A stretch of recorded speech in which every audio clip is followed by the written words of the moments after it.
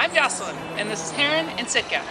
As a full-time naturopathic medical student and a mom of a 3- and 1-year-old, I'm always on the lookout for healthier choices for my family.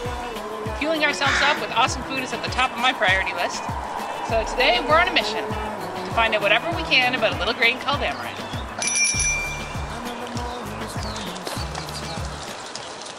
Turns out amaranth has been in use for hundreds of years, from Central America to Africa.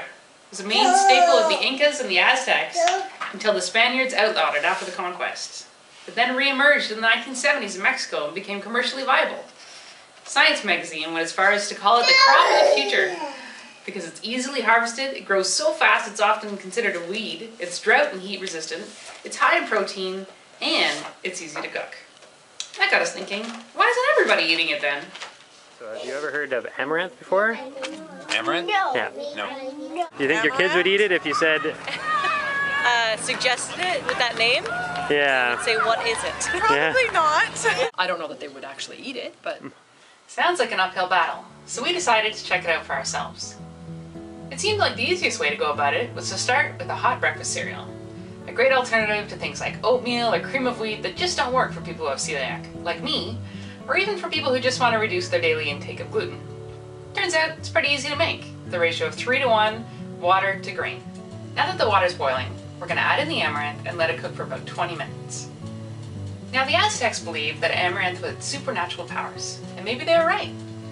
You see, just 1/4 cup of amaranth has 7 grams of fiber, 8 grams of protein, and 20% of your daily iron. And the interesting thing about that protein is that amaranth is high in lysine, making it a perfect complement for conventional cereals, which are typically low in lysine. In addition to all that iron, amaranth is also high in phosphorus, copper, manganese, and magnesium. Superfood indeed. Now that the amaranth is cooked, I'm going to add in a little bit of blackstrap molasses for some extra iron, as well as flax and hemp seeds to make sure that my kids have their daily dose of essential fatty acids, as well as a little extra fiber and protein. And that's what I call breakfast. Let's see what they think. Who likes amaranth? Me! That was awesome. Let's see what else we can make with amaranth. Hey, I'm gonna put it ready!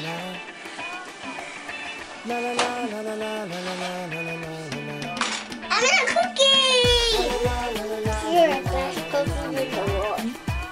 I'm a pancake! In parenting circles these days, it's not so much, so how's the weather, as much as, so what are you getting your kids to eat? We're all concerned about what to keep off their plates to avoid obesity, heart disease, and behavioral problems. So it's such a relief to know that there's a grain out there that's versatile, pleasing to the kid palate, and so obviously beneficial to their health. I hope you try it too.